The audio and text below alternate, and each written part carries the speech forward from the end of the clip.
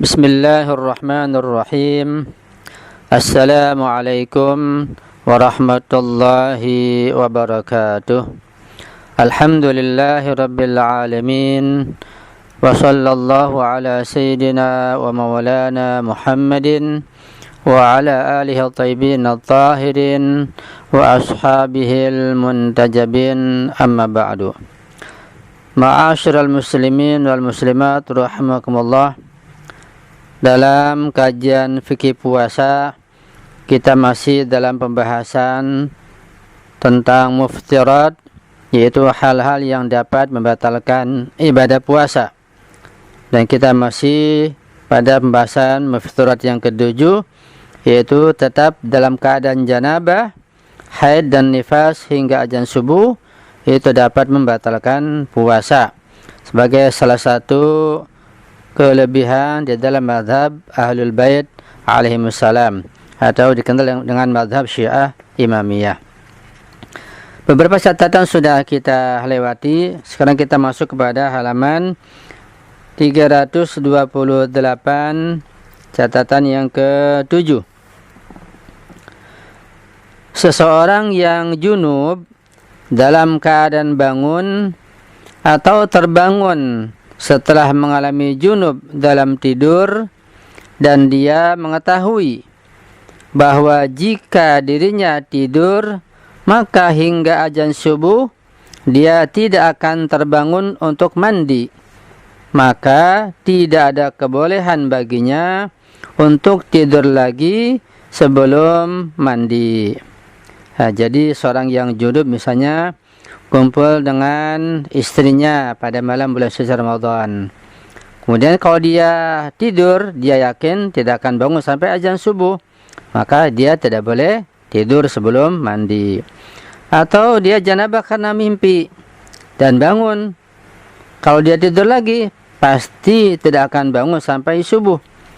Nah, pada kondisi seperti ini, dia yakin tidak akan bangun sampai subuh, maka dia wajib segera mandi kemudian baru tidur lagi.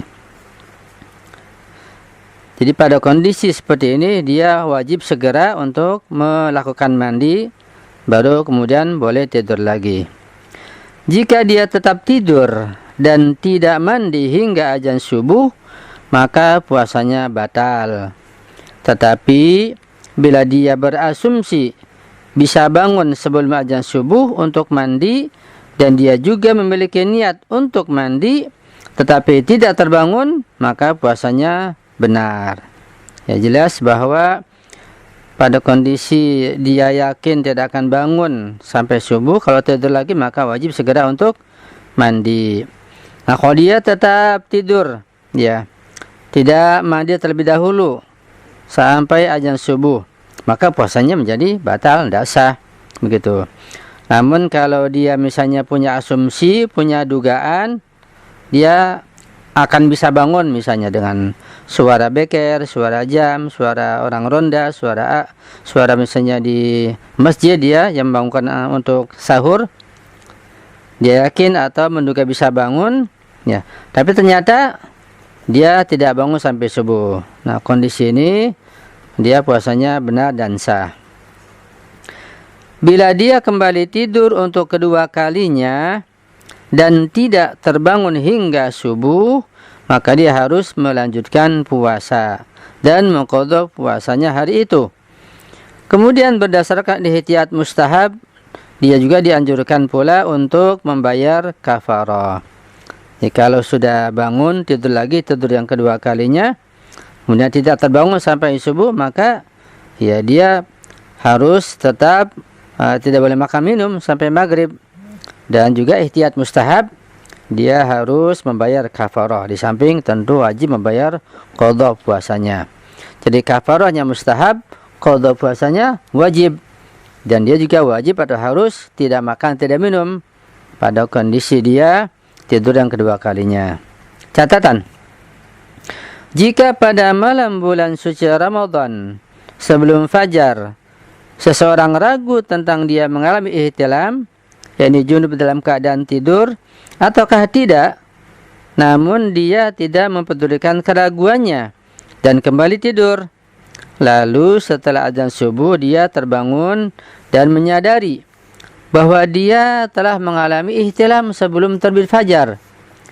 Jika setelah bangun pertama dia tidak melihat adanya bekas-bekas ihtilam pada dirinya, melainkan hanya berasumsi saja, dan dia tidur hingga setelah azan subuh, maka puasanya dianggap benar dan sah. Meskipun setelah itu dia mengetahui dengan jelas bahwa ihtilamnya berkaitan dengan sebelum azan subuh. Ini mungkin terkadang terjadi pada seseorang, ya. Pada malam bulan Ramadan dia mengalami ihtilam, ya, yaitu junub dalam keadaan tidur. Namun dia ragu, ya. Dia ragu ihtilam atau tidak, akhirnya dia tidur. Dia tidak mempedulikan dugaannya itu atau keraguannya itu. Tidur sampai subuh ternyata. Tidak bangun sampai terbit fajar shadiq, ya, sampai subuh. Nah, kemudian jika dia telah bangun pertama, tapi dia tidak melihat adanya tanda-tanda bekas-bekas ihtilam, tidak basah misalnya celananya atau dengan tanda yang lain, ya. Tapi dia hanya berasumsi saja. Dan kemudian dia tidur sampai azan subuh. Maka pada kondisi seperti ini dianggap benar puasanya, yaitu sah puasanya. Karena pertama dia pun ragu, tidak yakin kalau ihtilam. Yang kedua dia pun tidak melihat adanya tanda-tanda ihtilam tersebut. Jadi puasanya sah dan benar, meskipun setelah itu dia yakin dan mengetahui dengan jelas bahwa ternyata ihtilamnya itu berkaitan dengan sebelum azan subuh. Demikian juga bila sebelum azan subuh dia tidak menyadari dirinya telah mengalami ihtilam, sehingga dia kembali tidur dan terbangun setelah azan subuh, lalu menyadari bahwa dia telah ihtilam sebelum azan subuh. Maka pada kondisi seperti ini pun puasanya dianggap benar dan sah. Ya, terkadang seseorang itu dia tidak sadar bahwa dirinya mengalami ihtilam, ya, sehingga dia tidur kembali, kemudian terbangun setelah subuh, baru dia sadar bahwa dia telah ihtilam sebelum azan subuh. Kondisi ini pun membenarkan puasanya, puasa sah dan insyaallah Allah akan terima. Yang ke-8, wanita yang telah suci dari haidnya dan harus mandi. Ini suci pada malam hari, ya. Wanita yang telah suci dari haidnya pada malam hari dan harus mandi. Demikian juga wanita yang telah suci dari nifas, yaitu pendarahan setelah melahirkan, dan wajib atasnya untuk mandi. Jika mereka ini menunda mandinya hingga azan subuh bulan suci Ramadan, maka puasanya dihukumi batal. Ya, jadi wanita yang suci dari haid di malam hari sebaiknya segera mandi, ya. Juga yang suci dari nifas, yaitu setelah pendarahan dan melahirkan telah berhenti, maka segera mandi supaya nanti aman. Sebab kalau ditunda sampai azan subuh, berarti puasanya batal, tidak sah dan terkena dosa. Yang ke-9, wanita yang berpuasa bila pada pertengahan hari melihat darah haid atau nifas, maka puasanya menjadi batal, meskipun hal ini terjadi menjelang maghrib.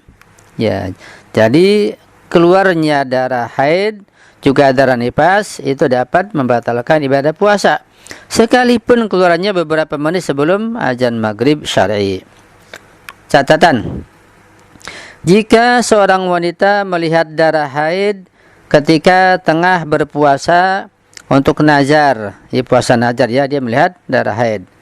Nazar yang gimana? Nazar yang tertentu waktunya, yaitu ditetapkan waktu nazarnya, maka puasanya batal dan dia harus mengqadhanya setelah suci nanti. Kemudian halaman 330, muftirat yang ke-8, imalah, yaitu memasukkan cairan ke dalam tubuh. 1. Transfusi dengan sesuatu yang cair meskipun karena terpaksa dan untuk penyembuhan maka akan dapat membatalkan ibadah puasa. Jelas transfusi itu dengan cair membatalkan ibadah puasa, sekalipun untuk tujuan pengobatan dan penyembuhan. Yang kedua, obat-obatan tertentu yang biasanya digunakan untuk penyembuhan sebagian dari penyakit-penyakit wanita yang dimasukkan ke dalam tubuh tidak dianggap dapat mengganggu keabsahan puasa. Itu puasanya sah dan tidak membatalkan puasa. Itu tentang obat-obatan tertentu yang biasa digunakan untuk kesembuhan sebagian penyakit khusus wanita. Ya, ketika obat itu dimasukkan ke dalam tubuh, maka tidak dianggap membatalkan ibadah puasa. Yang berikutnya adalah muftirat yang ke-9. Dan insyaallah kita akan bahas pada kajian yang akan datang, insyaallah. Mudah-mudahan hal ini dapat kita paham dengan baik dan benar, dan kita bisa mengamalkannya dengan penuh ikhlas dan ketaatan kepada Allah Subhanahu wa taala. Sekian saja, saya akhiri, mohon maaf dan mohon dikoreksi dan diperbaiki jika ada kesalahan. Wassalamualaikum warahmatullahi wabarakatuh.